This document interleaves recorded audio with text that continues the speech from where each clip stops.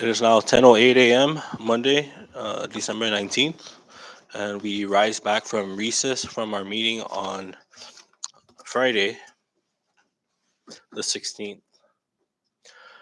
Please make note that we do have another meeting that was scheduled for this morning. However, that was in the event we had. We were to adjourn Friday's meeting, but because this is a recess meeting and we're going to continue on, the meeting that was scheduled for 10 a.m. this morning is hereby canceled. And we'll just pick up where we left off. Prior to the recess on Friday, I believe Rep. Sablan had the floor and was um, had several questions regarding a preliminary list, and we will continue from there. I believe the co-chair had follow-up questions in regards to that, and so without further ado, I recognize the co-chair. Thank you, Chairman Donald. Welcome back, Mr. Castro. I see you have your counsel here with you today. Mr. Colin Thompson, is that correct? Good morning, Vice Chair. Yes, I do. Okay. Um, Before we proceed with the questioning today, I just wanted to make an announcement that Bank of Guam was issued a subpoena duces tecum. However, they notified this committee on November 28th that they have absolutely no records pertaining to the Boost program. Therefore, their appearance will not be required before this committee. Let us begin.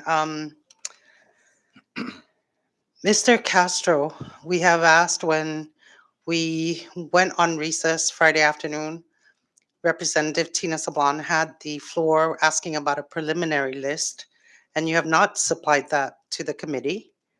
Um, and we would like to remind you to please submit that preliminary list that was mentioned in your September 22 text to Mr. John Arroyo. We would like to receive that by tomorrow, 12 noon. And also, I want to remind you that the subpoena duces tecum requested for your correspondence, including emails, text messages, and WhatsApp messages. You have just supplied us with additional documents this morning. Thank you for that. However, we still have not received the text messages, and in your December 14th email to me and Chairman Donald, you were advised by your attorney then, Mr. Gil Bernrick, to provide text messages. I'd like to ask you, when is a reasonable time for you to supply this committee with that? Thank you, Co-Chair. I appreciate the opportunity to supply that. As early as this morning, I supplied some text messages to my attorney of record, who is Mr. Colin Thompson. I do know that took a little time to even print out and compile the emails. I thank you for the extension. As soon as council is done reviewing the messages, then I trust that he will transmit that to the CNMI legislature. When do you think we can expect that? Could I just find out?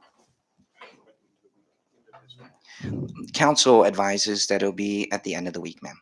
Okay, that would be very much appreciated. Okay, thank you. Okay, we already talked about the preliminary list. Question to Yes, you ma'am. directly. If the governor was the sole approving authority of these boost applications, these lists that the review panel has forwarded to the governor, if he was, and you alluded to that in last Friday's uh, hearing, if the governor was the sole approving authority, why even have a review panel? I can only speak to my role as a member of the panel in terms of why forward it. I don't know, ma'am. I mean, why have the governor in the process? I don't know, but what I do know is that I rely on the Department of Finance, who's in constant communication with the U.S. Department of Treasury, as well as relying upon the Bank of Saipan as the administrator to ensure compliance with all rules and regulations. Would you then say the governor would be the best person to talk to? I don't know if I would. I don't know. I can only speak for myself as a member of the panel. Fair enough. What is your association with One Marianas Initiative? I have no conflicts of interest in any matters concerning Boost. I am not I have no financial interest there, nor do I have any member of my immediate family who's part of it. So there's no association with One Marianas, ma'am.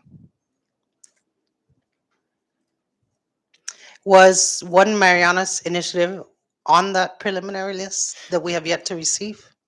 I'm not certain. I don't know. What I do know is what was approved by the governor, ma'am.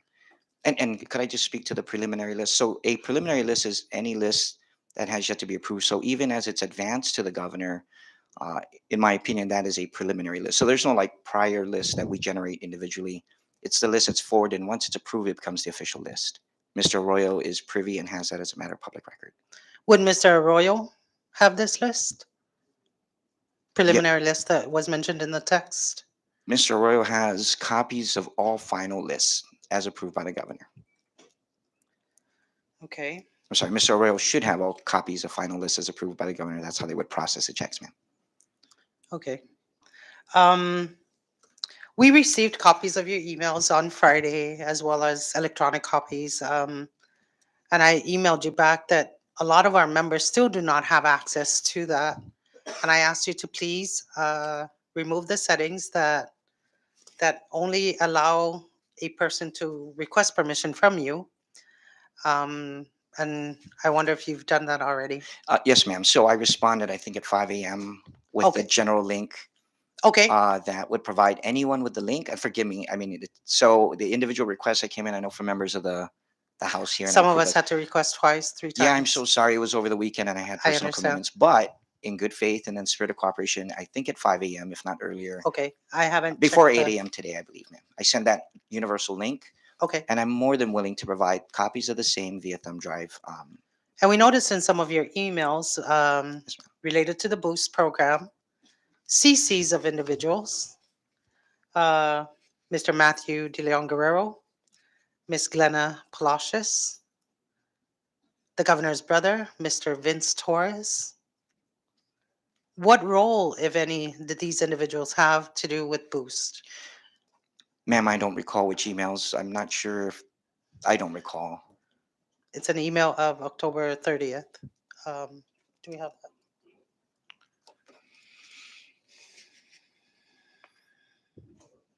October 30th, 2022 email?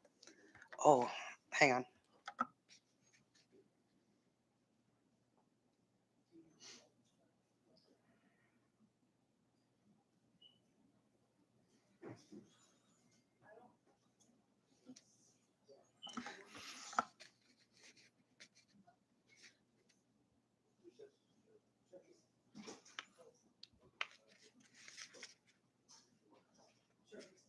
We'll take a short recess.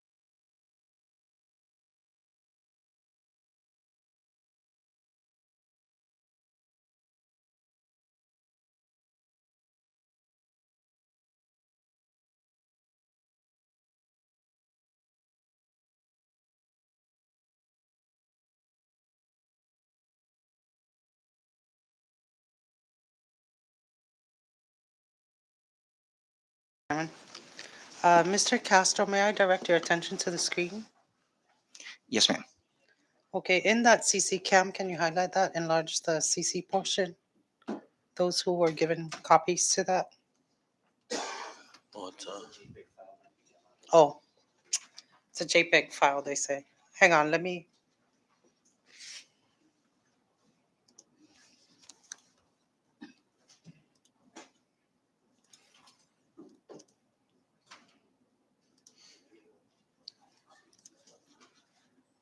I just sent you, Cam. try the other one. It's in your email.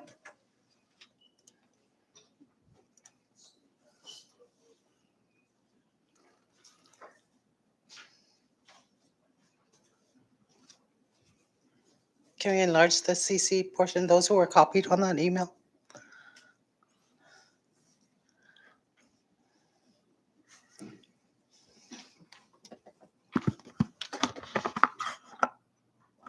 I'd like to direct your attention, Mr. Castro, to the screen. Why would Mr. Matthew De Leon Guerrero, Ms. Glenna Sakisa Palacios, Mr. Jason Palacios, Mr. Richard Balearis, Mr. Vincent Torres be CC'd on communications involving Boost? This is Boost Rhoda, Farmer Ad, Calamansi. Yes, thank you for the question. So, and it helps that I have this in front of me. If I could ask you to look at the last line, and I quote, "It will be considered for inclusion in the State of the Commonwealth address." As I understand it, at the time, Mr. De Leon Guerrero was providing pro bono guidance on the Commonwealth, State of the Commonwealth. I think, as a matter of official record, Ms. Palacios was steering the SOCA. And as far as Mr. Torres is concerned, that could be an error because Mr. Palacios, I mean, there's two Palacios there, may have been on that email, but Mr. Torres is not a member of SOCA, and that might have been, I don't know. Thank you. Was there anybody ever CC'd in your emails regarding Boost who is not involved with the Boost program? I don't know, ma'am. I mean, in this case, I was able to explain. In other Okay. instances, I don't recall. Okay. That's all I have for now. I yield, Mr. Chairman. Thank you, co-chair. Mr. Costa, just a couple of clarifying questions. What's the major difference between an incubator grant and an IONIMO grant?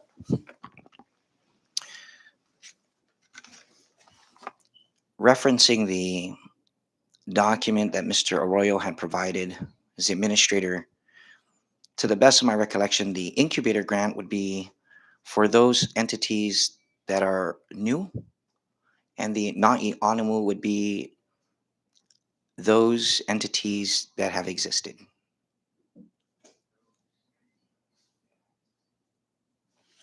Okay, because in one of the draft, IONIMO was, or one of the requirement was that they were in existence or have been in existence for over 12 months. But in the document that Mr. Arroyo submitted, that was taken out of the list. And it was further mentioned that IONIMO applicants would also require as an incubator under the incubator grant. And so I just wanted to see what the main difference between those two were. That's the best of my recollection, Mr. Chairman. I do rely on the Department of Finance and most especially the administrator in this regard to provide that kind of guidance. So this is not part of the review panel's determination as to what the requirements would be for each particular grant? The administrator advances the list, you can call it a ledger as well, and classifies them accordingly. Well, prior to the classification, who determines the requirements for each particular grant? I rely on the Department of Finance and the administrator, which is the Bank of Saipan, for that. Okay, so none of the review panelists like yourself or Commerce had any part in the formulation of these different buckets. Is that what you call? Yes, sir. Good question. So early on, members of the panel were solicited their input on each of these categories. Ultimately, it's the Bank of Saipan that we rely upon for that determination, that rule or regulation for the development of the ledger. So, uh, but I can speak for myself. I know I don't. It's not within my authority. It's beyond the scope of my role to make those determinations as a member of the panel who reviews the applications. All right, thank you for that. I know this program just started, and I saw that there are requirements in regards to follow-ups. Um, will the panel have any part in the follow-ups towards these businesses that have already been awarded, in the sense that they, um, I guess, to determine whether funds are being used for their, or what was proposed in their business plan? Again, I rely on the Department of Finance and the Bank of Saipan as the administrator. However, my emails will indicate that I was recommending that um, a program review panel, for the lack of a better term, be assembled to go back. I don't know if members of the panel will make up that program review panel to go back and look formatively at these businesses. That would rest with the administrator of the Bank of Saipan to determine. And lastly, how often does the review panel meet? I try to meet with members. I don't know how often. I couldn't give you a number of times, Mr. Chairman, but I know we try to meet as often as practical. Communicate Um, even more often. would these maybe, when would your next meeting be, or have you scheduled a meeting date of when your next review will be?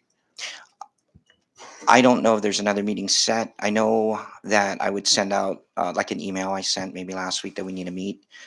That's determined by consensus, Mr. Chairman. So I don't know when the next meeting will be, sir. Do you know when was the last distribution of awards I do not was? know, but I know there's a record of it with the administrator. Do you know when the last meeting was in regards to um, the latest list that was forwarded to the governor for approval? I don't recall at this point in time.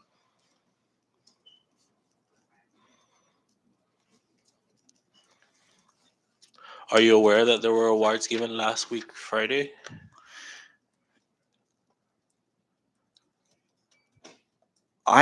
That sounds correct, sir. I don't know definitively. If a list existed, the administrator would have that, Mr. Chairman. So the administrator doesn't communicate with the panel of when these awards are being distributed? I don't mean to be coy. I just don't remember if it was Thursday or Wednesday or Friday. There's so much going on. So I don't recall exactly which day, but I do know that we rely on the Department of Finance and the Bank of Saipan as the administrator on these matters. The assumption as one member of a three-member panel is that they would have that on record, sir. Okay, but seeing as how the review panelists were part of these distributions in the earlier part of the awards, ha- are the panelists still involved in the distribution of these checks whenever they're coming out, in regards to maybe taking pictures or meeting with the recipients or the awardees?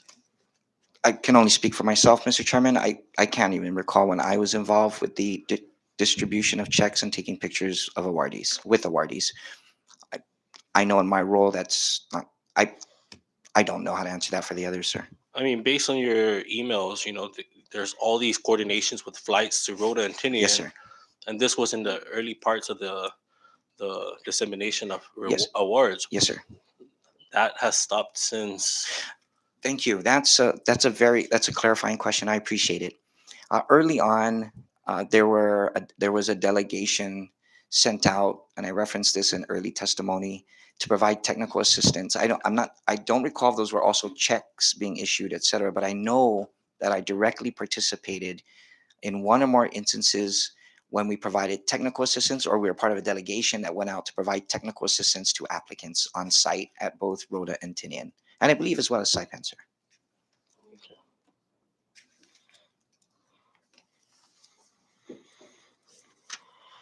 All right, thank you for that. Floor is now open to any of the members.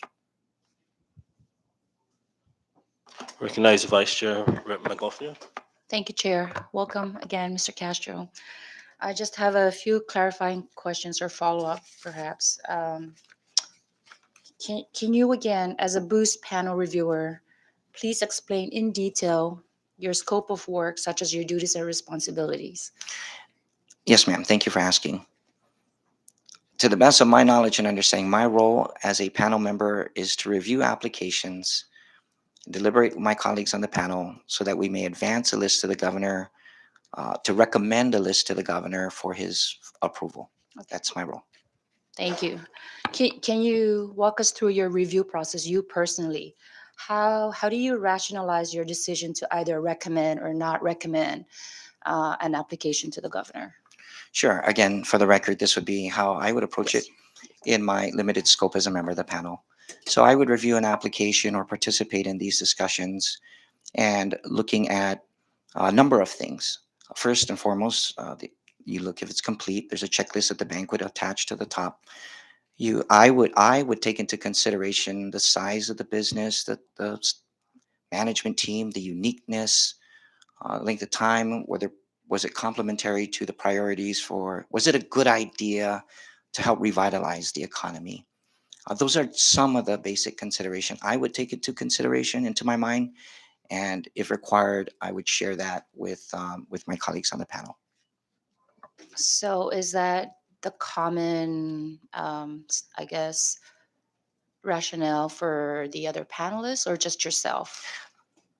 I'm speaking for myself. Okay. And so it's solely on your discretion. I describe the process that I take into consideration when reviewing an application. Yes. Okay. So I know that last week you testified that none of the review were documented in any way. You don't have an evaluation form or some kind of form that you feel complete as you're reviewing the packets. So if if an issue should arise in the future or an applicant wants to dispute or understand how you came about to your decision, how would you go back and recall what you were thinking at the time when you were reviewing the application if you weren't documenting it? Thank you.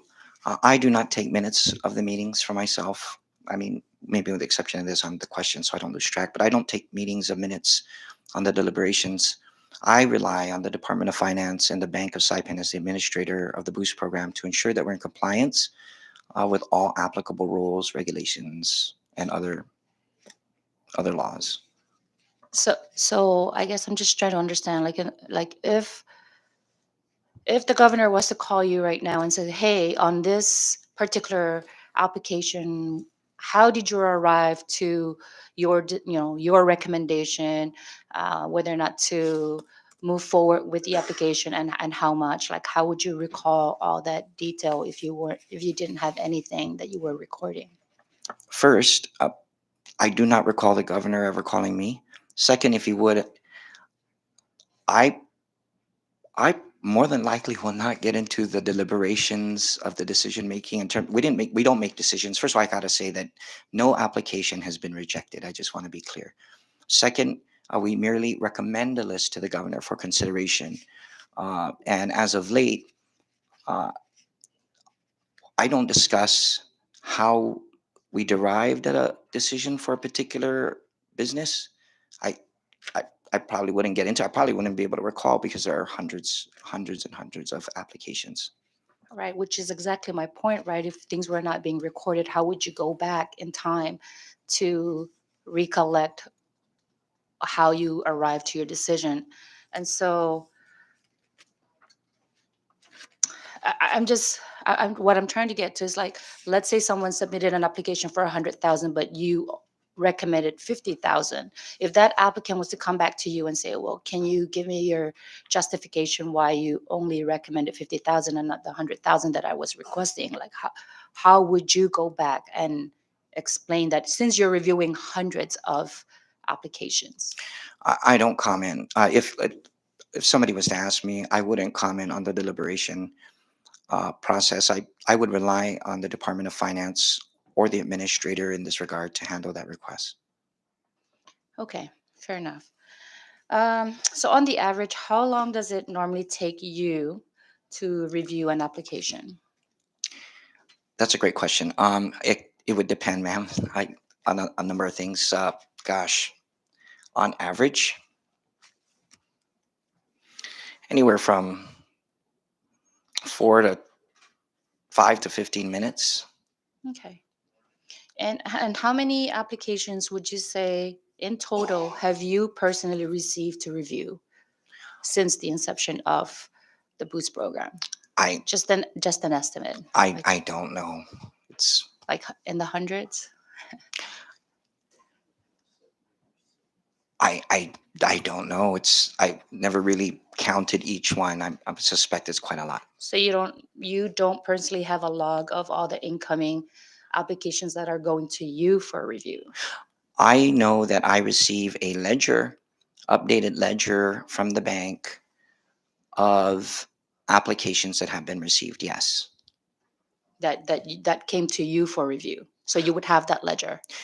Yes, the ledger is made available to me. Yes. Okay, so is that something that you could please share with us so that we get an understanding of how many applications? Sure, absolutely. Okay. So the record will also reflect the official response by the administrator as having included attachments. My record should reflect that as well. At least a link of the attachments, and the bank should have this available at any time for your review of an updated list of applications. And on this ledger, you would see, one may see the names of the applicant, the amount requested, and then each of the categories, like a letter of intent, that criteria that would have it's a list. It's like a title, so it says letter of intent, business profile, business plan, and so forth. And then further, the administrator categorizes the list by Na'ianimu, incubator, and nonprofits, and they do that for all three islands. That's what it, to the best of my knowledge, that's what the typical ledger would look like from the bankers, from the administrator. Okay. So for you personally, have you reviewed all the applications that have come to you for review, or are there still pending applications? There are there are approximately, gosh, forgive me, 1,500 applications. Um, there are pending applications. I can't recall exactly how many I've reviewed, but it's a lot. Okay. It's a lot. Do you recall how many have you forward to the governor for recommendation? I don't recall, but the administrator has an Okay. accurate record of that, ma'am. Okay. Moving along, do you hold any other role or capacity on the Boost program? No, I'm a member of the review panel. Just so your role and capacity in the Boost program is just to review the applications and make your recommendation to the governor. Yes, ma'am. As I understand it to be, yes. Okay. Um, so you're not like a coordinator of any type, or a manager, or just No, for the record, I am not the expenditure authority, nor am I the appointing authority. From time to time, I'm solicited my input on how best to proceed with just my thoughts. And sometimes I present those, and it's ultimately up to the administrator to make those determinations. okay. So you have no authority of any sort beyond your role as a reviewer to make decisions or give instructions relative to the Boost program. No, I have no authority Okay. outside of reviewing the applications and participating in the process to advance a list to the governor for approval, recommendation to advance for approval. Sorry. Cam, Cam, can you just put part 8? While we're waiting for our LA to put up an exhibit, Mr. Castro, Vice Chair Corina Magovna asked you about personally receiving applications and asked you which one of those you sat in. And you mentioned that there were over 1,500 applications, and there's a lot. And you went on to talk about the 1,500. However, I don't think your response was responsive. How many of those applications that you have personally received by email did you sit in as a review panelist? I can't recall, ma'am. I can't recall. I know some are Okay. forwarded or provided to me, and Did you sit in all of them? if you provide me the list, ma'am, I could probably go through them, but I It's don't quite recall. an extensive. You received application from Mariana's Creations directly. You received applications and the supporting documents from Everest Kitchen, that I could recall a few names or applicants. Um, so did you received applications for Dream Play? So I'm wondering, did you sit in as a review panelist when entertaining those applications? I can't recall at this moment, ma'am. Thank you. Okay. If I may direct your attention to the screen, Mr. Castro. So, as you had testified earlier in your statement, you said that your role or capacity is to review the applications forwarded to you. In one of the text messages between you and Ms. Kay Kent, on October 12th, 2022, at approximately 10:51 a.m., you texted, "Hi Karen, we will need flight itinerary if you don't mind for Boost Rhoda." So this is why I was asking if you played any other role outside of of just reviewing the applications, because it appears that you are also instructing Karen, who is a contractor of Bank of Saipan, right?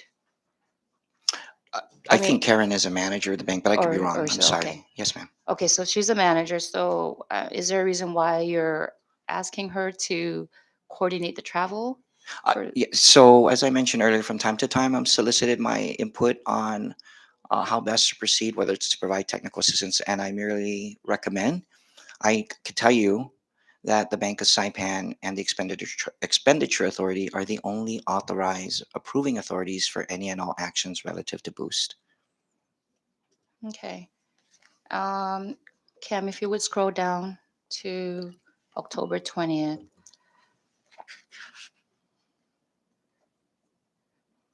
At about 1:11. Okay. Again, if I may direct your attention to the screen, on October 20, 2022, or 24, sorry, at 11:35 a.m. Hi, Karen. You want to schedule a check issuance with Gov? And we can try for tomorrow or Wednesday for Saipan entities. And then so she replies, "Hi, Chief. No, no, no. I have nothing planned for the Saipan checks. Just issue them from here." And then you reply back with, "Let's do the issuance." So again, going back to your role as a review panel member, I'm curious to know why are you asking um, Karen to coordinate all this?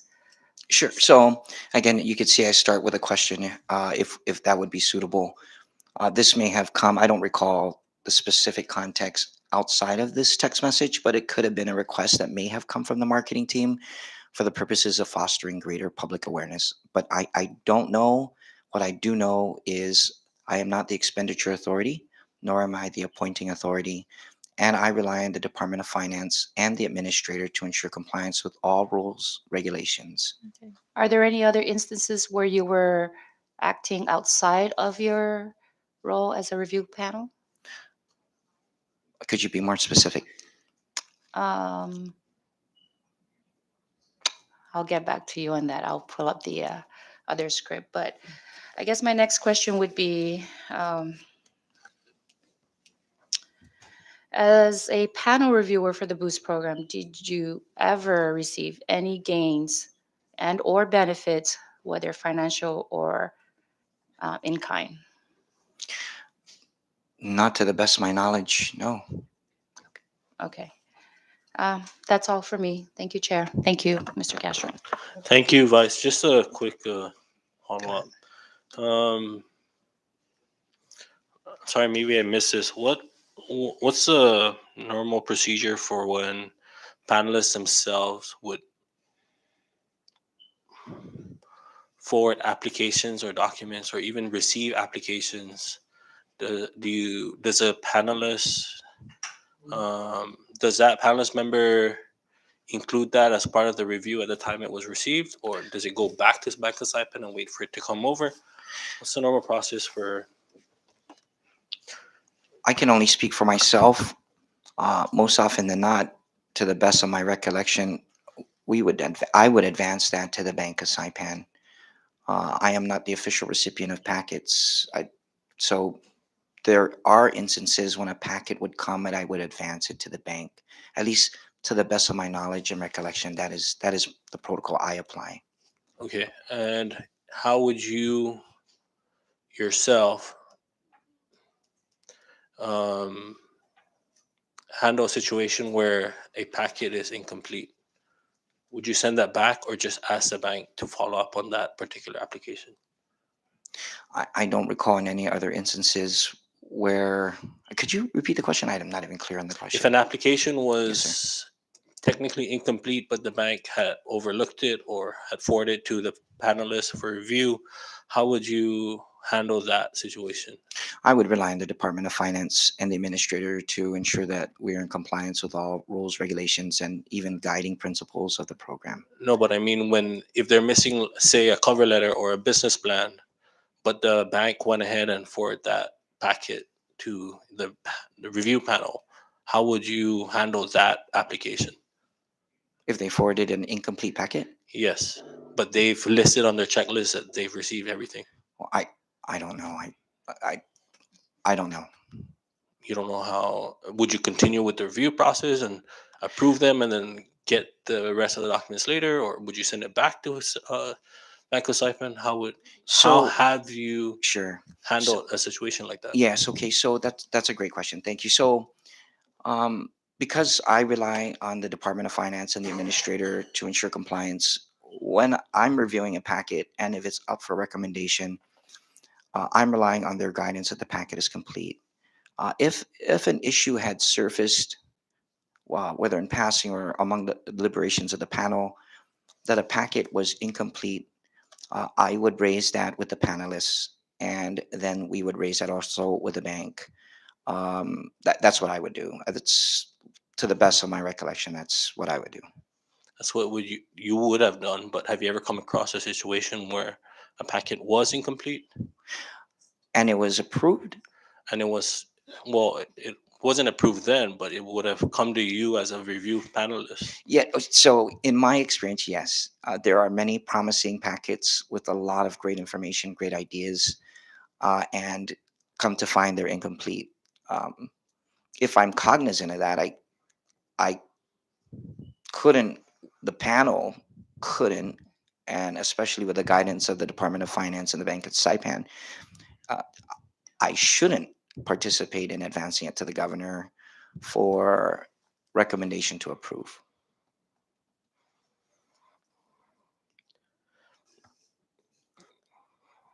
Okay, so well, the reason I ask this is because there have been several email correspondence from the Secretary of Finance sending in additional information for several businesses directly to you and I believe other panel members.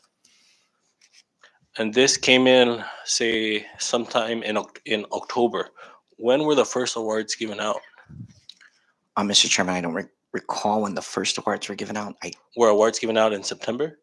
I don't recall, but I'm certain that Bank of Saipan as the administrator would have that on file.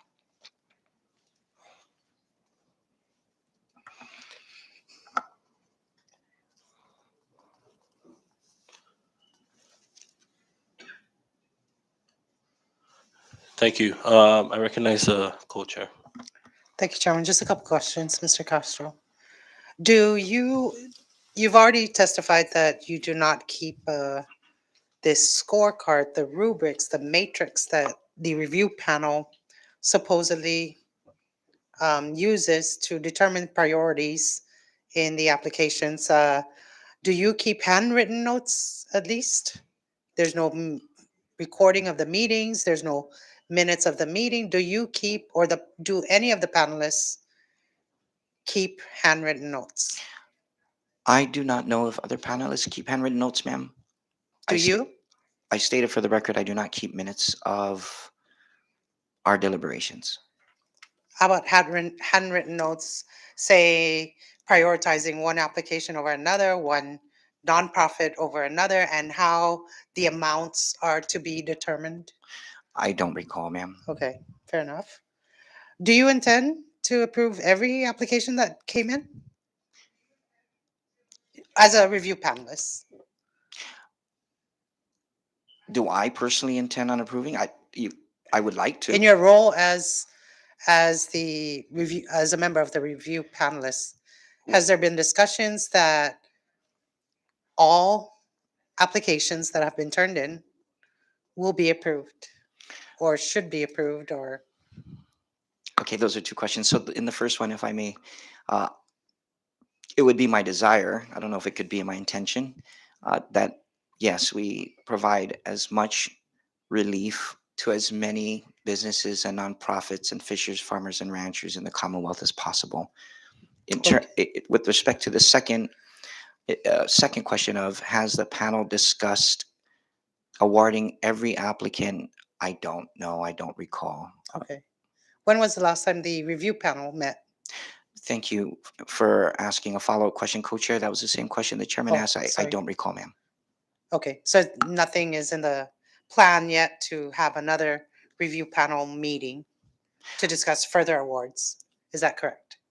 I haven't seen any plans to meet to discuss further awards, but I'm always willing to meet, subject to the call of consensus of the committee. Also, we've consistently heard in the news that no one has been denied. That came from the Boost Program Administrator, came from the Secretary of Finance, came from the Governor's Office. No one has been denied. That is correct. What about those that were skipped over? Um, Applications come in by date, and many that we can see from the Bank of Saipan records that were submitted were bypassed and moved on, or maybe they weren't prioritized. Would you not say that though they are denied, since there's no further conversation to go back and entertain these applications that came in before an award was given out later on? Thank you. You are correct. No application has been rejected. No application has been denied. If I was given the privilege to continue to serve, I would be more than happy to sit in future deliberations where we awarded more boost awards to applicants. As What many about the as is ones that were possible. specifically bypassed or were not, I'm sorry, were not prioritized, let's say? I can't Would speak. you not say that they officially now would be denied No, ma'am. since there is no conversation to entertain those? Uh, So the review panel does intend to go back to these who were not prioritized. I can't speak for the panel, but yes, I have every intention to go back and see as how many more applications the panel will be able to recommend to the governor for approval. Yes, that would be my intention. Yes, ma'am. Another question that just popped in. Is there any reconciliation done for the amounts versus how much seed money was given to Bank of Saipan? Is there any reconciliation? Because we are finding a couple things actually, that the list that the Secretary of Finance, Secretary of Commerce, Bank of Saipan, the lists don't match, and revenue and taxation. So we asked specifically for a list of those who either applied and or were approved, and the lists do not match. The amounts, some of them do not match. For example, and I'll give you an example, I won't say the name of the applicant. For example, a company that was awarded under the list that the Secretary of Finance provided, he claims that that company was awarded $200,000. When the Bank of Saipan list came in and I compared the two lists, that company was awarded 10,000 according to the Bank of Saipan list. So I'm wondering, is there any accountability for these funds? Is there any reconciliation that happens between Bank of Saipan and and the Secretary of Finance and/or the review panel? Thank you for the question. As a member of the review panel, I don't know if there's a rule or regulation for reconciliation. I do know that I rely on the Department of Finance and the administrator to ensure compliance with all applicable rules and regulations. Thank you. I yield. Recognize the Vice Chair. Thank you, Chair. Just some follow-up questions. So earlier you stated that there are plans to continue to review those applications that have been submitted, correct? Ma'am, with all due respect, I don't recall saying that. I said I have every intention of reviewing additional applications if I was given the privilege to recommend to the governor for approval. Okay, fair enough. So let me ask you, what was the budgeted amount for this program? Based on what I've read from the Secretary of Finance, and forgive me, I don't have the other one readily in front of me. I think it was a September letter. In addition to this December 1st letter, there is a total of $17 million, ma'am. That is what I believe to be true and correct. And that 70 million has been approved? Or is it just a recommendation, or I is the 70 million an approved amount by the governor? s- I don't know if I'm qualified to answer that, but I just can read into the record what I see. Okay. And I quote, this is again from a December 1st letter from the Secretary of Finance addressed to Mr. John Arroyo. And the source of this is the administrator's submission to the legislature in terms of meeting the subpoena for the respective documents. And I quote, I write to inform you that the Bank of Saipan has been awarded a total of, and in this case, $6 million from and it goes on. So the only thing I can share with the committee, ma'am, is what I know, and that would be the word awarded So from the just to secretary. clarify, when you say, when the letter says it's, Bank of Saipan has been awarded, is that an award to Bank of Saipan, or is that an award for the applicants? I don't know. Okay. And I guess what I'm trying to get to is, if we know what the approved amount is for the program, and obviously based on reports that we have seen, there's over $10 million that has already been spent, right? It would make sense to know what that budgeted amount, so that we can determine whether or not we are still to move forward with reviewing the other applications. But if we've already gone over the budget approved amount, right, then are there any plans to, I guess, add more into the program? I don't know. Okay, great, thank you. Yeah, just one follow-up question. So this is a three-person panelist. Who is I don't know if you would call it a chairman or who heads the panelists? Great question. I'm a member of the panel. I am not the chairman. I don't recall a chairman being elected among us. So I don't know. So who initiates when the next meeting will be, or? Thank you. From time to time, a member of the panel may call to convene and discuss the applications. And so since the last, or how to say, none of the panelists have recommended another meeting in regards to reviewing new applications? The question, forgive me, the question, has someone already called for another meeting to review additional applications? Yes. I don't recall. Meaning, are you asking me if I asked for a meeting? Has you or any other member I of the don't panelists recall. called for a meeting? I don't recall. I could go back to the record and check, maybe an email. So I just know to that be, so just to be clear, you don't know when the last meeting was. You I don't know when which the days next meeting will be. that is correct. And there's no call for a meeting from any of the panelists. To the best of my recollection, I believe I called for a meeting of the panelists, and I copied the administrator to discuss the program review component going forward so that we can conduct those due diligence reviews. I don't believe we've met on that issue yet. It was just early last week, if I'm not mistaken. Exact date, I don't know, Mr. Chairman, but it should, I'm sure it's a matter of the record if it's emailed. All right. Thank you. I recognize Rep. Vicente Camacho. Thank you, Chair. Good morning. Good morning, Congressman. I want to build a relationship with you. When was the first time you and I met? Congressman, we have a great relationship. I believe we met before 2017 in your capacity. Forgive me if I get your title wrong. As a former executive director of the Department of Veterans Affairs under the Fittiel administration, I was operating in my capacity, I believe, as a member of the cabinet of the Calvo administration, and we had discussed opportunities to collaborate on how best to address medical care for veterans in the region.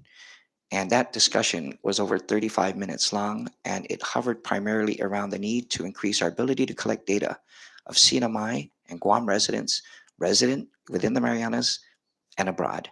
We shared ideas in your office about an online database and how best to approach that. Thank you. You recall well.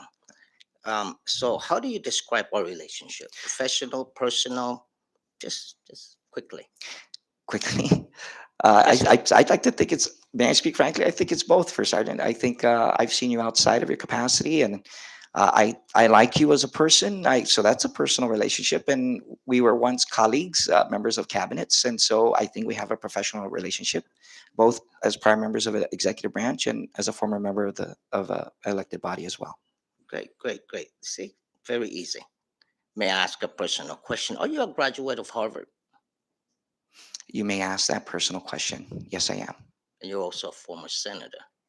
Yes, I am. Wonderful. Those are really great. The reason I asked that question to build that relationship is I wasn't exactly happy with the question or the answer that you provided me when I asked what your personal relationship is with Banco Saipan. And the other question is, do you really understand the role of a chief of staff? Because you also did mention that you are not, or you don't recall a lot of things. Chief of staff is very important role in any administration, any agencies.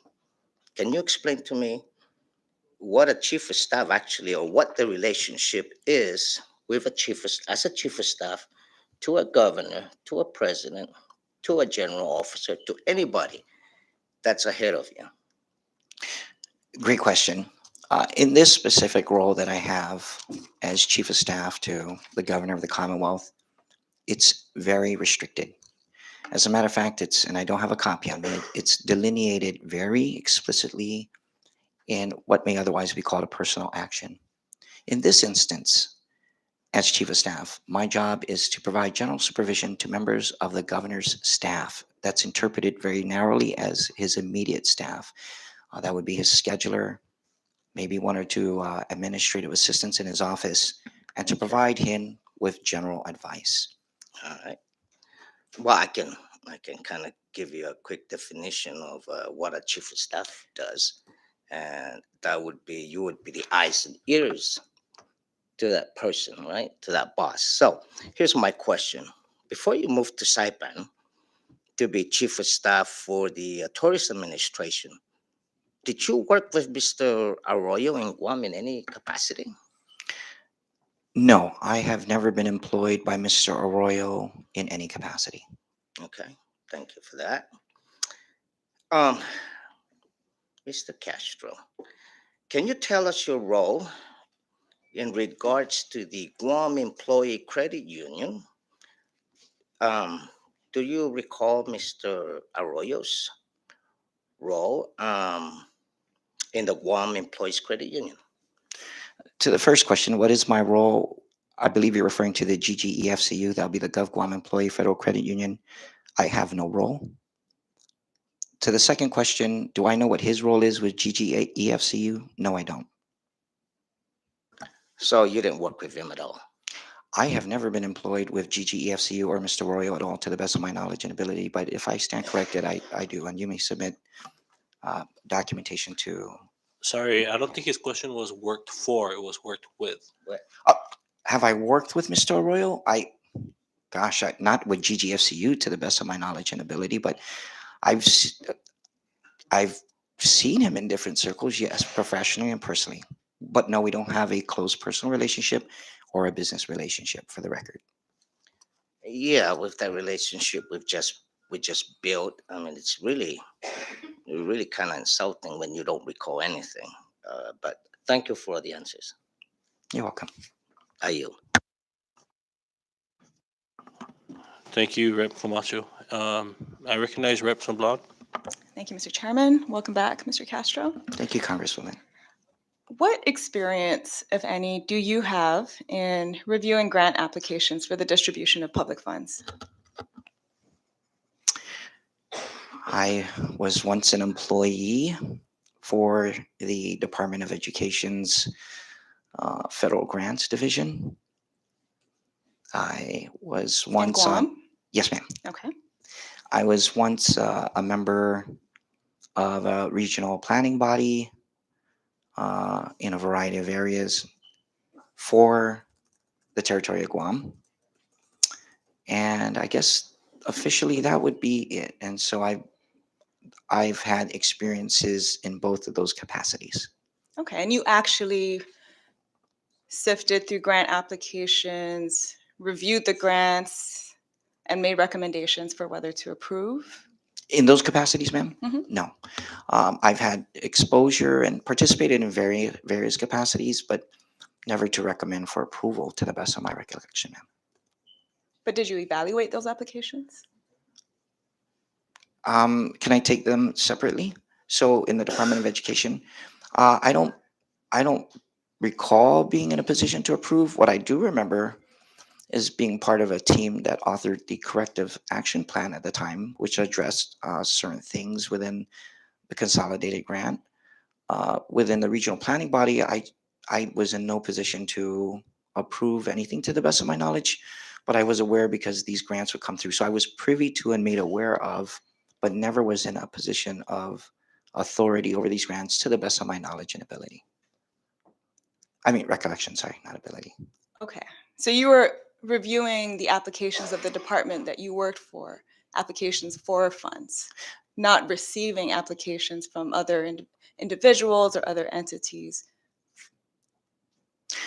I was reviewing, yes, I had access to and I did read subgrants for entities that received federal grants under Title 5A. Yes, I reviewed those grants. Okay. Were there standard rubrics that were applied in those cases? In some cases, yes. For federal funds, for federal grant funds, were there standard rubrics that were applied in your experience? At different levels, yes. Okay. And are you aware of evaluations or ratings of grant applications having been recorded? Yes, in more than one instance in those capacities, yes. Okay. And there were deadlines that applied as well, right, for grant applications? The standard app, yes, the answer is yes. Okay. And typically for a grant application period, that deadline was announced and the total amount of grants, grant monies available would also have been announced. Yes, Okay, so you are familiar with the grant application process in general. yes. Okay. Why would none of those standards have applied in the case of the Boost program? Thank you. I'm a member of a panel. My role, as I understand it to be, would be to review these applications and participate in a deliberative process to recommend a list to the governor for Yes, approval. we've heard you say that. Thank you. I depend on But the. why, I don't know. even with all your experience having reviewed grant applications for the distribution of public funds, would you not at any point as a review panelist have insisted on keeping a record of how you would evaluate each and every one of these grant applications that you reviewed? I rely on the Department of Finance and the Bank of Saipan as the administrator to ensure compliance with all applicable regulatory requirements on the use of these funds. And are you saying then that the Department of Finance and the Bank of Saipan did not at any point require or request that there be a record kept of how applications were being evaluated? I don't know. That would be best directed to either the administrator, or the bank, or the Department of You, Finance. as a review panelist, were never asked by the Bank of Saipan or by the Department of Finance to keep a record of your evaluations? I don't recall. Now, as you have said in your previous testimony, you wear multiple hats, right? You're the chief of staff, you're the Boost program review panelist, You were also the campaign manager for Governor Torres's reelection, right? My testimony is that I'm a member of the panel Mhm. to review applications for the Boost program. Right. You've explained your role as a review panelist. But Mr. Castro, the communications that are in the record show that you did much more than merely review applications. And we've seen some of these exhibits that point to that, right? Where you're instructing the bank to hold or release certain checks to certain individuals. What role were you holding? What hat were you wearing when you did that? Thank you. I was communicating an action by the panel in my capacity as a member of the panel. And did other panelists also get to instruct the bank to hold or release certain checks to certain individuals? I don't know. And you're also seen in the communications instructing the bank to adjust award amounts for certain individuals. What hat were you wearing when you did that? In each of those two instances cited, I was acting on an action as agreed upon by the panel in my sole capacity as a member of the panel. So if the panel said increase the award to $75,000 for this individual, you've reached a consensus. Is there a record of that consensus? Yes, anywhere? ma'am, we reached a consensus. I don't know if there's a record of consensus. I do not keep minutes to meetings. Mhm. And in the communications, you're also seen approving Bank of Saipan's contracts with Boost marketing firms. What hat were you wearing then? I don't recall approving any contracts at any time. Really? I could state for the record, I do not have any authority, expenditure or otherwise. It's explicit in the grant, and it's made known to me on numerous occasions that the expenditure authority is the Department of Finance and the administrator is the administering authority. Right. So Bank of Saipan in the communications indicates that they had this unwritten understanding to advance payments to certain marketing businesses that they had that there were Boost contracts with, and that the Department of Finance would reimburse the Bank of Saipan for these contracts or for these invoices that were paid out. You had no role in that. No, from time to time they would ask me to look at it if I would concur, but I have no approving authority. I don't recall. So your role was to concur. No, I was solicited. I don't have any approval authority. Right, but at times you would concur with the contracts. I don't You recall. received contract proposals. That's very clear in the record. Nonstop corporation or whatever, nonstop communications, you received a contract proposal. I believe I may have been copied it, ma'am, yes. And when you say I approve, that's not an approval to sign, that's just a concurrence. Is that correct? No, that is not a decision that has any weight whatsoever on the Boost program. Did you at any time direct the Bank of Saipan to contract with any specific firms? Not to the best. I don't recall. Not for Nonstop? I don't recall. Not for Royal Soil? I don't recall. Friends First? I'm sorry? Friends First? Is that a company? Yes. I don't recall. Crank Industries? Crank, I don't recall. Frank the Crank, Fit to Lead? Yes, I know Frank the Crank. Mhm. I have no approving authority. The expenditure authority is the Secretary of Finance. The question was, did you direct the Bank of Saipan to contract with any of these companies? I don't recall. What about promotional videos? Did you write scripts for promotional videos for Boost? I don't recall. I would probably have provided input, but I don't recall taking ownership over any script that was made manifest in a video. I don't recall. What hat were you wearing when you wrote scripts for promotional Boost videos? I was a member of the panel of the Boost program. You mean the review panelist? Yes, ma'am. So your role is growing now. It's not just reviewing applications. As a review panelist, you also wrote video scripts for Boost promotions. I probably was solicited my input, but again, I have no authority on anything relative to the administration or expenses of the Boost program. Okay, well, let's refresh your memory then. Cam, would you please pull up one of the exhibits from part 8? Guess we'll start with the the Tinian promotional video?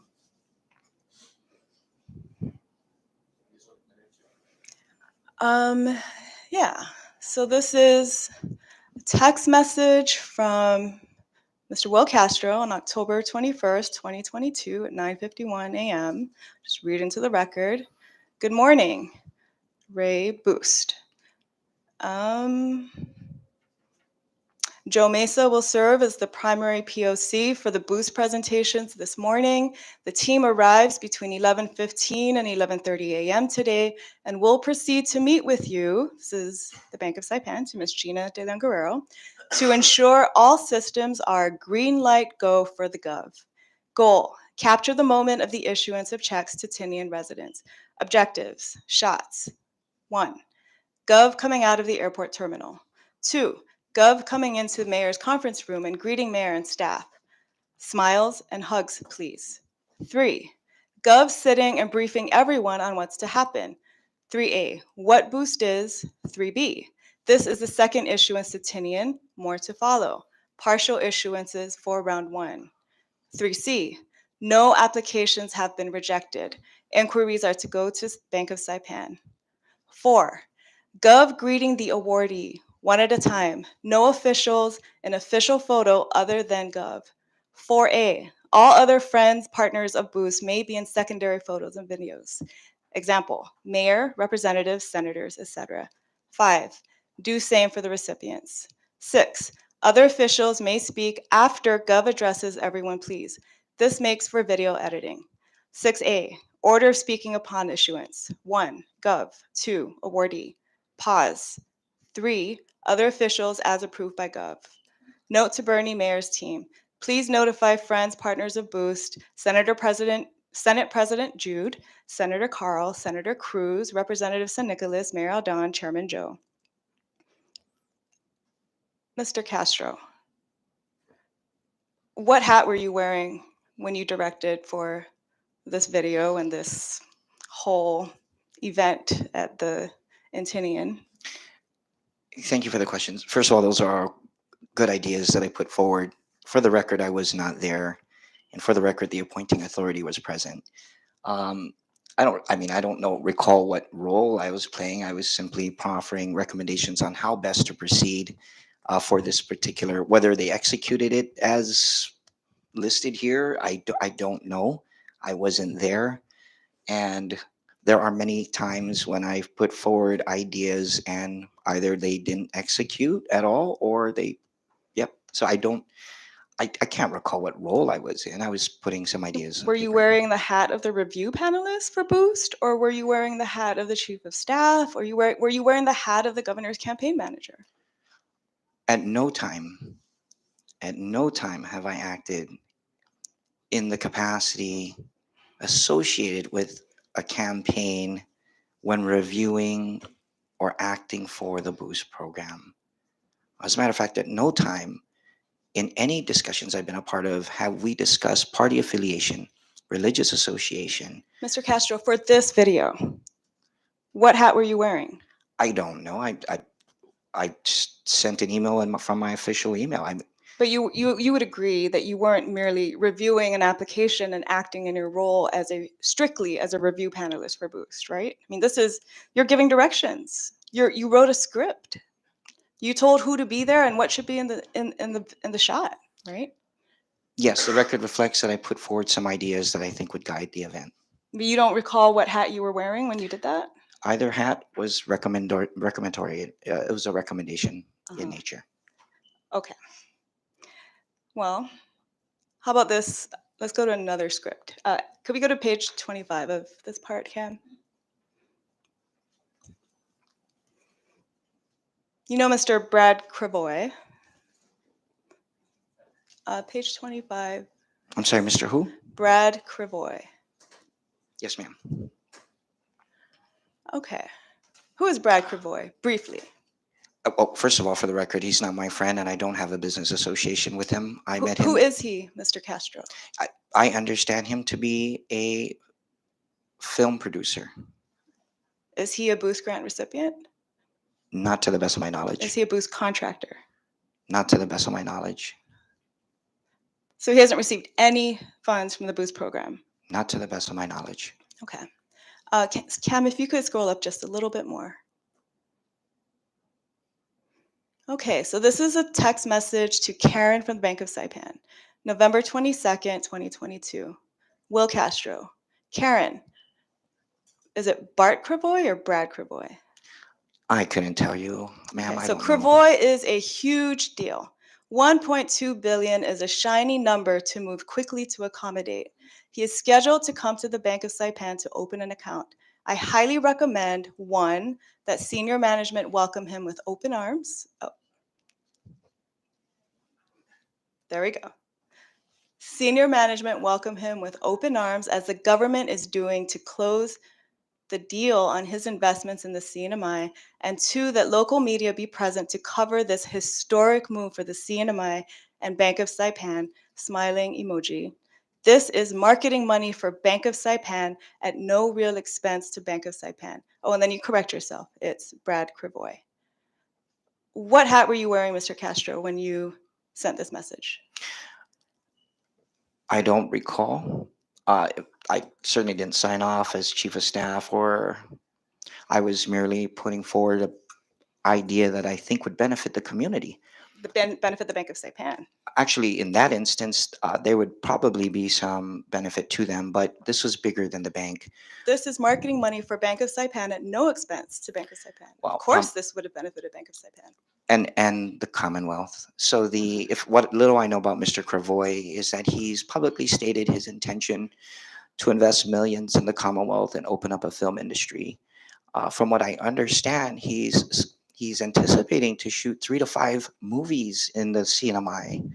I think that's hugely promising for. But that's not the question, Mr. Castro. So you were not doing this as a Boost review panelist, is that correct?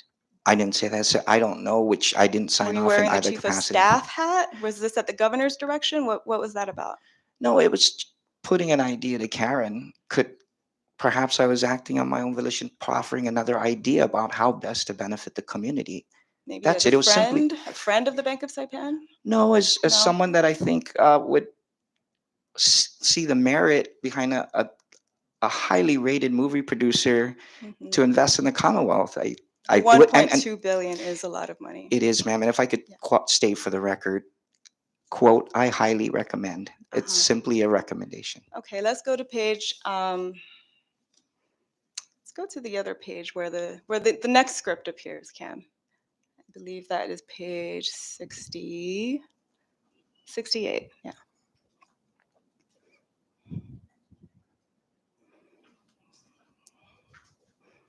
Okay.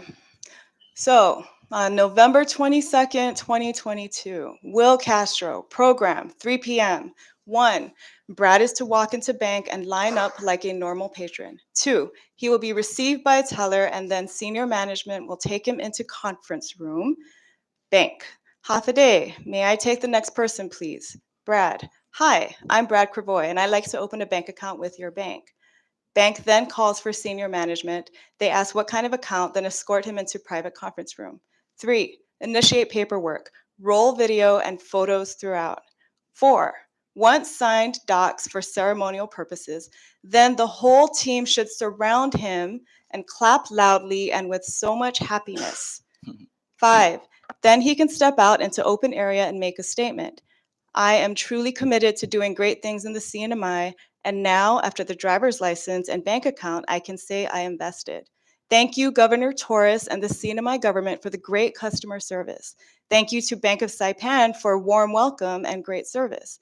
Thank you to the people of the CNMI. Let's do great things together. This was a message directed to Gina De Leon Guerrero of the bank. Mr. Castro, what hat were you wearing when you wrote this script?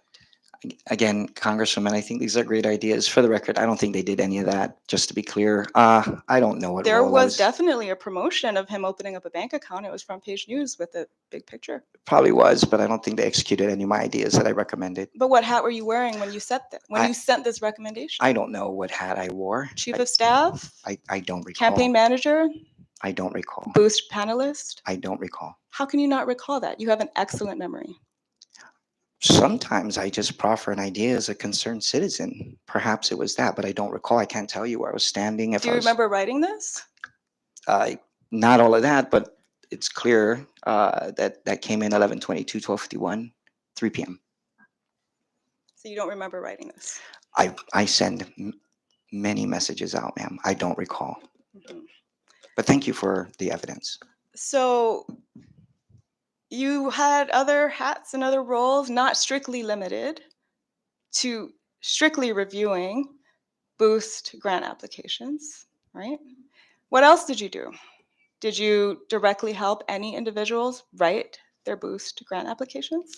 I don't recall. You don't recall. Technical assistance. You can't say yes or no that you never helped any individual applicant write their application. I I recall participating in providing technical assistance, What does that mean? providing guidance on what they may or may not want to include. I've done this on site with other organizations like SBDC, um, Mango. When you sit down with a constituent and they're trying to help write out their mission statement, So you yourself sat down with individual applicants and helped them write their applications? I've sat to the best. I don't recall specific instances, ma'am, but But yes, you did. I don't recall specific instances, but I believe that would be possible. Mhm. And did you at any time think that there may possibly be a conflict with helping people write boost grant applications while you were also on the other side reviewing boost grant applications? I will state again publicly and for the record that I have no conflicts of interest relative to the Boost program. Even if you help somebody write their application? I have no conflicts of interest relative to the Boost program. And did you directly help any individual applicants write any other part of their boost application, such as their business plan? I don't recall specifically. But you may have. It's possible. And you saw no conflict at all with helping somebody write a business plan while they were on the other side going to be giving you their application to review. I have no conflicts of interest relative to the Boost program. Did you at any time ever tell individual applicants what to ask for, how much to apply for? I don't recall. How can you not recall that?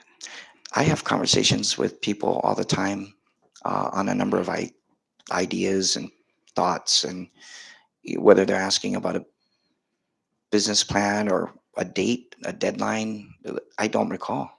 Mhm.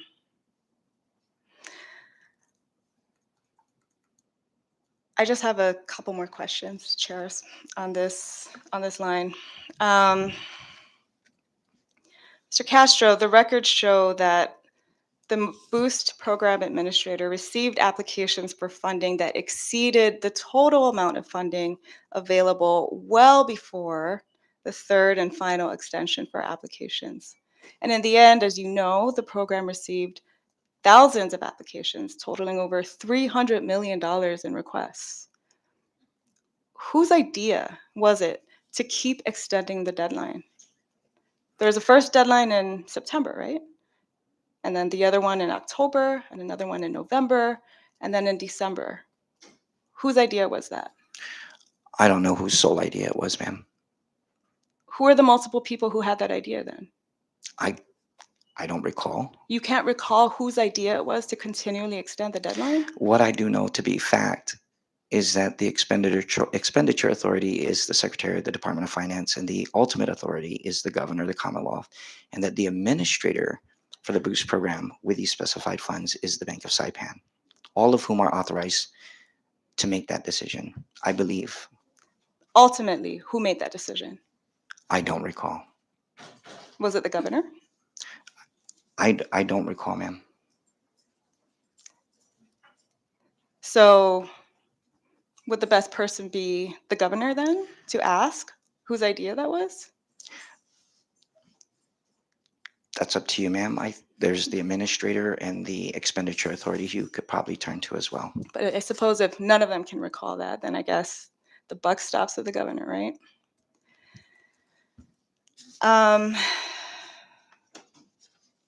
Okay.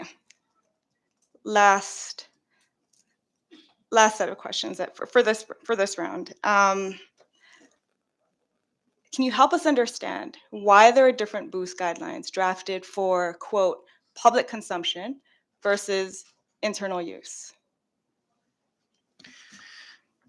I don't recall, but the administrator, I know that I take my guidance from the Department of Finance as guided by the U.S. Department of Treasury and the Bank of Saipan, who is the administrator of the Boost program. It appears from a lot of the communications, though, that the Bank of Saipan had a pretty significant hand in drafting the guidelines. Would you agree with that? Yes, ma'am. This is even before they were officially the administrator even of the program. They were drafting those guidelines and submitting drafts to you for review and approval. Whose idea was it to withhold from the public the caps on total awards that people may apply for? I don't recall, ma'am. Whose idea was it to withhold from the public the different types of buckets for grants and the allocations of funds for each of those buckets? I don't recall. Can you help us understand why that was even withheld from the public? I can't In recall. all your experience with grant applications, Mr. Castro, these are basic types of information. How much money is available? What is the cap on a grant that people can apply for? My role, Congresswoman, is to review the grant applications. You did more than that, Mr. Castro. More than just review. Do you see why it would be problematic? At least, can you acknowledge that? Why it would be problematic not to tell potential applicants how much to apply for and how much is available? I'm here to answer questions of fact. That is a factual question, Mr. Castro. Do you see why that would be a problem in the administration of this grant and the equitable distribution of funds? Which part is problematic? To not tell people how much they could apply for and what the total amount is available.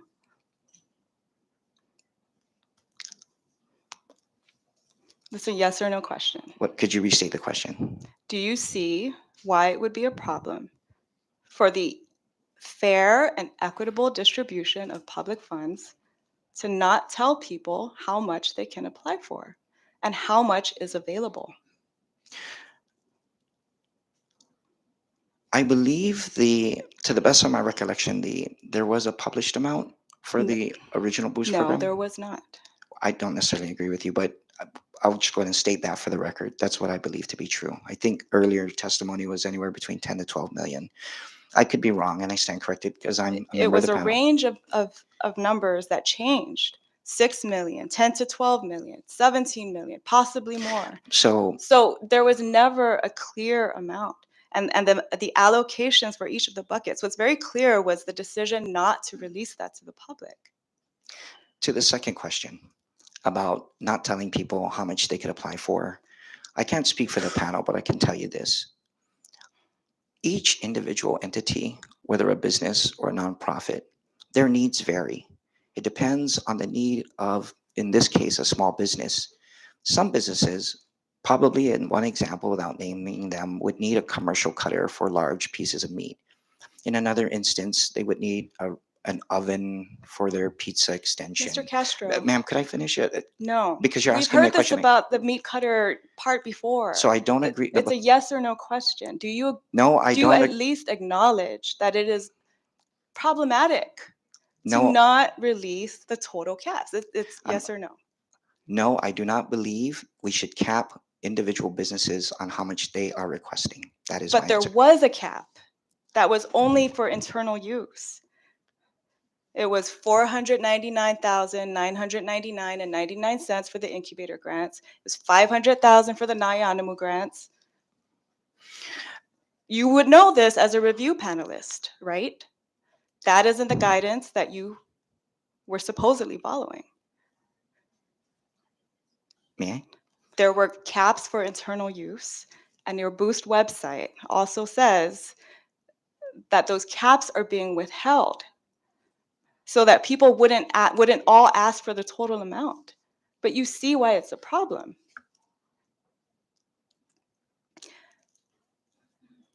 Whose idea was it to provide Boost grants to banks? I don't know. Was it Bank of Saipan? Ma'am, for the record, I don't know. The boost guidelines in the record show that up to 2 million would be available to banks, the highest amount that would be allocated to any of the buckets. Whose idea was that? I don't know. Did any other bank apply for a boost grant? I am not aware of any other bank that applied. Did any other bank even know that they could apply for a boost grant? I don't know. Are you aware that Bank of Saipan submitted their own boost application to themselves? I'm aware that they were approved for a boost grant award. Mhm. Yes, they did. And they submitted it to themselves to screen and forward for review to the review panel. You don't see that as problematic in any way. I rely on the Department of Finance's guidance in Yes, collaboration we've with the heard that. United States Department of the Treasury to ensure compliance with all applicable you. rules and regulations. I yield, Mr. Chairman. Thank you, Rep. Sablan. Any other members? Recognize co-chair. Cam, can you put up the exhibit I emailed you? Yes.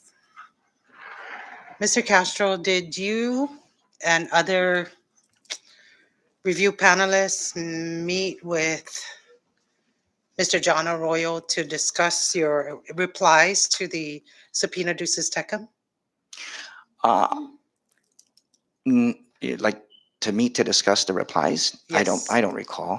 Did you send messages to each other, comparing notes or No, I with prepared respect to the subpoena duces tecum that was issued? comparing notes. Comparing dates at least of when the reply was due? I believe I had asked, yes, to the best of my recollection, I believe that I had inquired with one or more members of the panel if we were showing up at the same time. And yes, So you didn't meet? not to the best of my recollection, not on the subpoena, ma'am. Okay, I'd like to direct your attention to the screen, please. In a text message on November 28, 2022, and it starts off at 12:25 p.m. from you to John. Hi, John. I hope you make it back safely to Saipan. And then you text him. Number one, response extension is extended to Friday, 10 a.m. I'll prepare a letter for you by today. Did you prepare Becca Saipan's reply to the subpoena duces tecum? I don't recall. I mean, if I could say that I recommended it, I don't think any of that actually happened. And The actual text says, I'll prepare a letter for you by today. I don't believe I did that, ma'am. And as a matter of fact, I was almost found to be in violation because I thought there would be a group approach to this. This is my first time experiencing this. I thought it was a body that would be like the boost program. And then I didn't request for my extension. That was clearly evidenced, and I'm sorry for that. So clearly, my recommendations again didn't go through to the best of my knowledge. And then 2A of your message here says, to the legislature informing that you've been asked to respond on behalf of the tourist administration. And then moving on to B, that the information requested will be provided by this Friday, December 2nd, 2022. Cam, can you scroll down and highlight the rest of that message?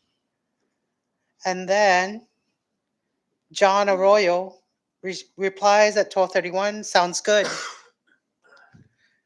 I suppose that's in reply to your, I will prepare a letter for you today. And then John replies, we asked for an extension and got an extension to December 7th for the same information because I am off island and so is our attorney. Can you ask the same for the same reason? So this appears, would you say that it is a coordinated effort between yourself and Bank of Saipan? Ma'am, none of that happened. I don't recall. For the record, I do not recall because my extension. I don't think anybody filed an extension for me either. I didn't file one for myself. It's my first You time. did, actually, for the subpoena duces tecum? For later, right? When you called me that afternoon, and I was Yes, 'cause surprised. that was your deadline, by the way. Yes, ma'am. if you recall, and then we called you. Yes, thank you. I appreciated Out of that very much. courtesy. I appreciated that. Cam, can we scroll a little bit up, please?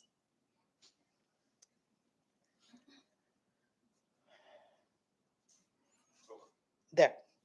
11:28 at 10:32 a.m. You replied, or you messaged, "Hi Karen, the team is meeting at lunch today. Can you please reserve the conference room upstairs and order lunch for SOF?" I understand that to mean Secretary of Finance, myself, Jesus, and Secretary Ed De Leon Guerrero for total. And then is that to meet to coordinate your reply to the subpoena due second? I don't recall, but what I can see, if you would scroll down, sir, what I do see on the same day is a list was approved by the governor as recommended by the panel. I don't recall if there was any meeting regarding the subpoena. Okay, it's just But- that you were discussing deadlines. Yeah, I'm so along sorry, that but if you take a look context. at the subsequent message at 7:25, it's possible that we met to discuss the applications, ma'am. That's also possible. I don't recall. I don't Okay. recall exactly what we talked about. And we will later on, that's all for now, Cam. We will later on publish the replies to the subpoena due second by the Department of Finance, yourself, Secretary of Commerce. And I want to state for the record that they are identical responses, replying that the Boost program is administered by the Bank of Saipan. All three panelists replied in that identical manner, and subsequent answers to the subpoena enumerated questions or enumeration from the subpoena due second were also identical. I wanted to state that for the record. Thank you. I yield. Thank you, co-chair. Any other members before we excuse Mr. Castro? Yeah. I recognize Rep. Sablan. Mr. Castro, you mentioned at your previous appearance before us that you and the other members of the review panel did not review applications in chronological order. Why not? I don't recall saying that. I certainly don't. I can tell you, I try to be consistent and not speaking for the panel. If I did, I'm in error. I do not recall if they did. I know that I apply different degrees of review to the best of my recollection. Some days I'll come in and I'll go through the boxes chronologically. Some days I restrict it to the ledger. That I take my guidance from the Department of Finance and the Bank of Saipan to ensure Okay, we're in so you did compliance. not consistently then review applications in chronological order. Why not? Not to the best of my ability. But why recollection. not? I can't recall the thought process why I wouldn't take each box chronologically, ma'am. And if I even did or remain consistent, You just would randomly pick out applications from the box, from the piles? I would be guided by the ledger as provided by the Bank of Saipan, ma'am. Right, if it was complete. Got that. But why not review them in the order in which they were completed and in which the order in which they were received? I don't have a response to your question. Why not, Mr. Castro? You, with all your experience, having had reviewed grants before for the distribution of federal funds, why not review them in chronological order, especially when you know that you're going to be flooded, right? There was a deluge of applications, over $300 million in requests, millions of dollars being distributed in this program. Earlier iterations of the Boost guidelines indicated that applications would be reviewed on a first come, first served basis. Clearly that changed. Why did that change? I don't know why it would change. As a member of the review panel, Mr. Castro, these were guidelines, these are in the documents that you submitted. Earlier iterations of Boost indicated first come, first serve, because that was determined, at least at the time, to have been the fairest way to go. You're a member of the review panel. You had your hands in other aspects of Boost operations. Why did that change? I don't know.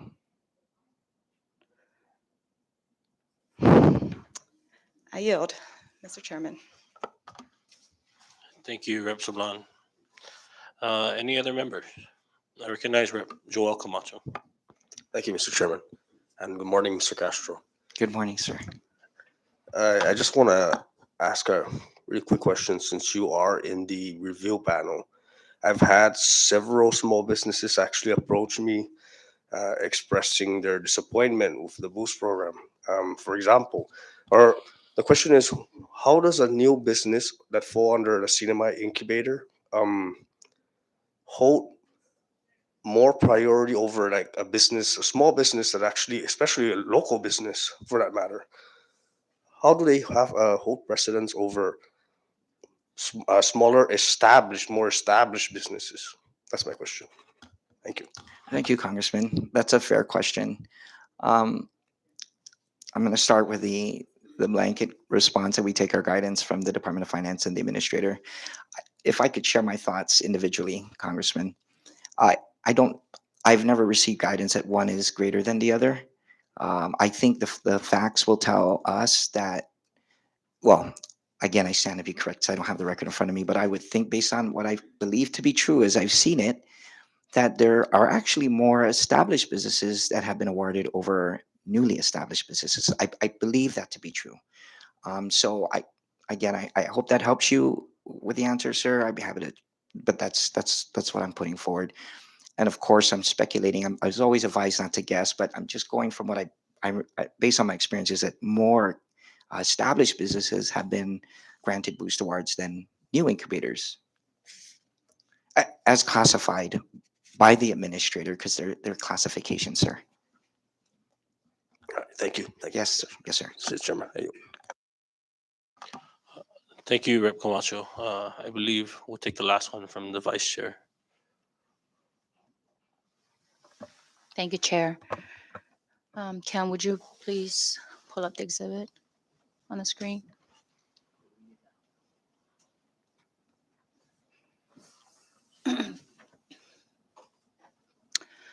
Mr. Castro, may I please direct your attention to the screen?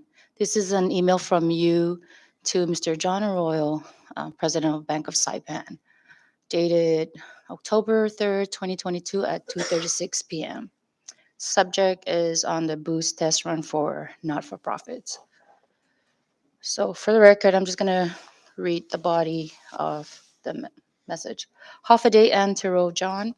The following not-for-profits were recommended by the review panel and approved by Governor Torres. Please prepare the letter and notice of award for each recipient named herein. I will affix the governor's signature on the respective notices of award that you sent. Is this a normal business practice for you to affix the governor's signature? Yes. For the record, I did not affix the governor's signature. The administrator promulgated um, this recommendation. I believe he or his staff had affixed the letter, the signature, and they alone, the administrator, are the ones who issue the awards to any and all grant recipients. So that's So I'm confused because you're saying that it was Bank of Saipan who recommended, but the email's coming from you to John asking them to prepare the notice so that you would affix the governor's signature. I'm sorry, could you say that one more time? The Bank of Saipan asked me to approve. I'm sorry. Well, earlier you stated it was Bank of Saipan who recommended this notice and that they affixed the governor's signature. But in this email, it was you requesting them, Bank of Saipan, to prepare the notice so that you would affix the governor's signature. Yes, ma'am. As with other recommendations and ideas that I have, these are simply ideas. The administrators, the Bank of Saipan, with the ultimate authority to promulgate or act on the operations and administration of the program. To the best of my knowledge, I don't believe I prepared any notices of awards that would be administered by the bank. It was probably another one of those ideas, and it didn't rest with me. The authority, in no regard, rests with me with respect to the expenditures or operations of the program. So you're saying that this is simply a recommendation from you to the bank? I'm saying, to the best of my knowledge, I don't remember doing that. Like affixing the signature, I probably provided a specimen to the bank to handle all that, but I didn't. I do not issue notices of awards. And that's why I'm clarifying, right? Because it's pretty clear that you're instructing, when you say, please prepare the letter, right? You're not recommending, you're saying, please prepare. You're not saying, may I recommend that you do this, this, and that. You're, Correct. And I think because I rely on the Department of Finance in collaboration with the Department of Treasury and the Bank of Saipan as the administrator to promulgate the rules and guidance, this was probably a course correction there. There was probably a course correction thereafter. I do not issue notices of awards, nor do I have any approval authority whatsoever. just out of curiosity, have you ever affixed the governor's signature on any other documents? I do not recall, ma'am. So in this instance where you sent the email recommending, were you wearing which hat were you wearing? I'm a member, with respect to Boost, I'm a member of the grant review panel. Right, but in this email that you sent to Bank of Saipan, were you wearing your Boost panel member or your chief of staff hat or I'm, to the best of my recollection, I believe I was a member of the panel in this regard. okay. So you're a member, your roles and your role as a member is to review and recommend to the governor, but you're also asking or recommending in this email to prepare these notices. Yes, it's a recommendation. I just also want to state for the record, Vice Chair, that the Chief of Staff has no authority over the Bank of Saipan or the Department of Finance or the Department of Commerce. I understand that, and I know that you've mentioned that like multiple times, but a lot of the documents that we have seem to suggest that you're not really recommending, you're instructing, right? So I apologize if the style of my writing comes off that way.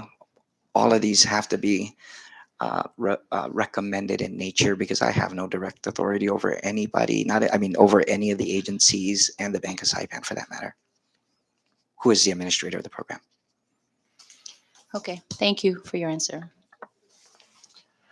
Thank you. I recognize Rep. Sablan. So on this exhibit, I'm curious because sorry, could we scroll up to see the date of this email, Cam?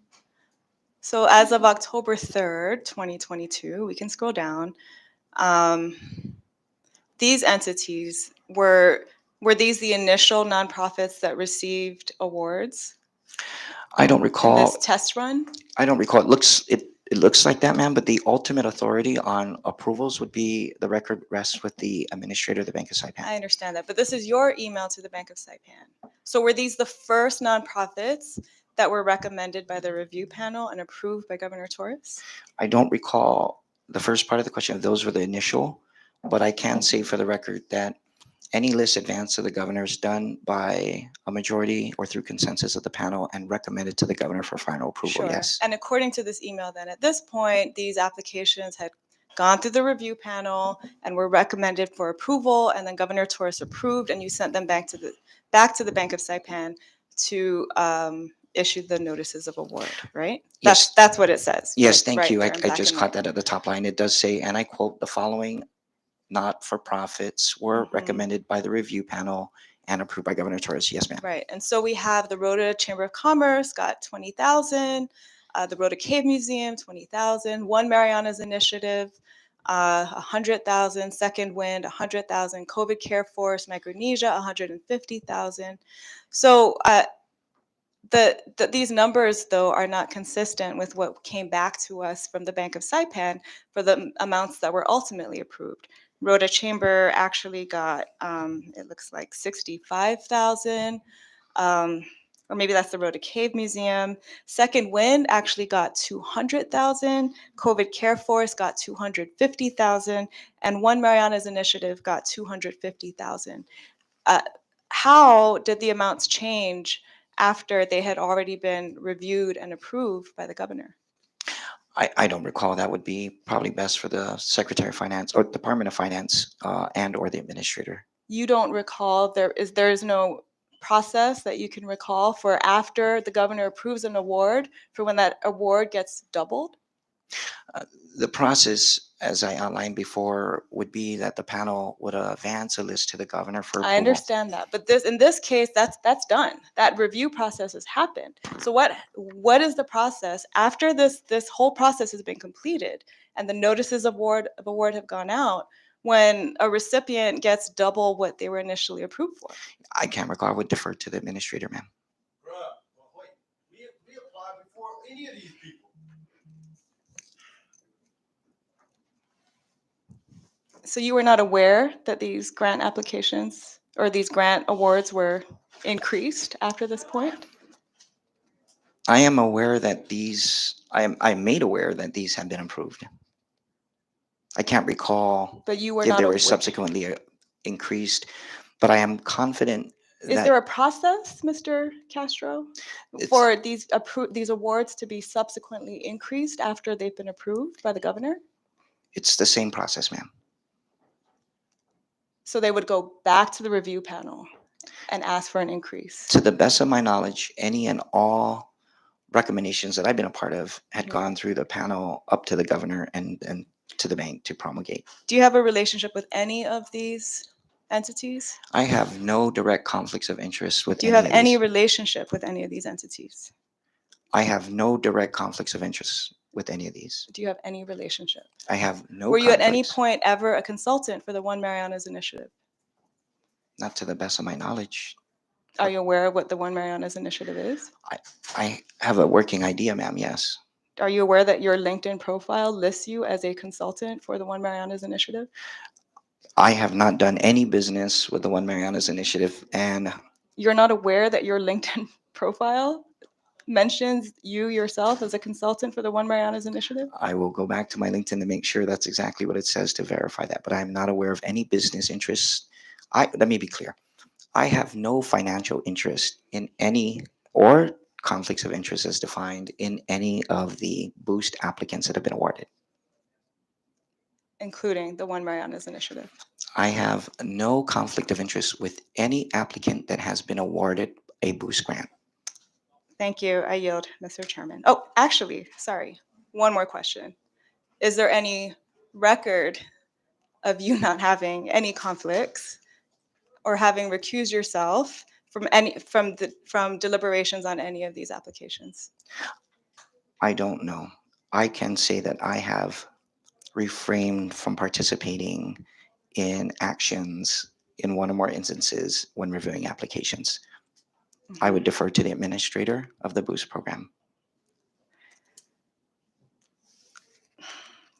When Boost applicants wrote to you directly, Mr. Castro, did you give them priority consideration as a review panelist? Not to the best of my knowledge. Is there anything in the record that would confirm that you did not give them priority consideration if they emailed you their applications directly? To the best of my knowledge, I don't recall. To the best of my knowledge, I never prioritize. I don't believe I advance a priority based on whether they made direct or indirect or no contact with me, ma'am. To the best of my knowledge. Okay, I yield. Thank you. Thank you. I recognize Rep. Staffler. Thank you, Chairman. I was curious in reading some of the text messages. The COVID Care Force was was part of those communications as far as people coming in and joining for the additional trips to Tinian and Rhoda. Why would that be part of your communications? So, to the best of my knowledge and recollection, the logistical aspect of dealing with large crowds. By the way, those were not my decisions or recommendations. The COVID Care Force, as I understand it, provides test kits and other types of logistical support. I understand what they do, yeah. but why would they be part of the Boost program? I don't recall. We probably want to defer to the administrator or any of the contractors. Was this funding to supplement their efforts to support the Boost program initiative? I'm sorry, could you say that one more time? Was this funding in an effort to supplement their Boost? I mean, was this Boost funding in an effort to supplement the Boost initiative because they traveled with you? I don't recall. Thank you. All right. We'll take one last questions if any of the members have anything. Otherwise, we will, if there's not, Rep. Lizama, Thank you, recognize. Chairman. And welcome back again, Mr. Castro. Just curiosity, has any one of the panel members ever called someone, a potential applicant, to come in and see you? Or any of the panel members? I've been called, to be honest with you. So do you know anyone? I don't recall, sir. Thank you. I hear back. Thank you, Rep. Lizama. At this time, Mr. Castro, we will now excuse you, but reserve the right to recall you back in the event that the committee would like to follow up. Yes, sir. Could I just request, sir, should I direct my questions to the chair? I have a pre-scheduled flight on or around Christmas time. I just want to maybe advance that to the chairperson, or would that be yours? Should I state it here? So I'd be happy to send offline, well, when we're not broadcasting, holiday travel plans. And so I just want the committee to be mindful of that. Okay, we'll take I'll be that happy into to cooperate consideration. otherwise via Zoom. Thank you. Yeah, and so additionally, we have not completed the review of the documents, as several of the members are still trying to get access to, and I believe you shared a link that they can now access without getting permission. Is that correct? Yes, Mr. Chairman, and I apologize for that. In good faith, in spirit of cooperation, good faith, I think by the record reflect, I was putting those together, and even the hard copies, we should have a complete set. And if it further requires, I know I can go get a thumb drive and do the same and give it to you. Yes, I did send an email this morning around 5, between 4:30 and 6:30, before the day started, to the chair for a link that should allow unrestricted access to the same files that one or more members may have. So again, I apologize, and I want to thank you for the opportunity to continue to submit material. And then we are expecting by the end of the week from your council the messages with the governor in regards to the boost program. Correct? Yes, sir. Thank you, Mr. Chairman. Thank you for your time, Mr. Castro. Again, we will communicate with you in regards to your travel plans so that we can schedule a time that would be beneficial to both you and the committee. And so, and I guess at this time you are now excused, but Thank you, Mr. Chairman. we reserve the right to call you back at a later time. Yes, sir. Happy holidays, members. We will recess until 2 p.m. The next witness was notified of our hearing this afternoon, and so with that, we will recess until 2 p.m. Thank you.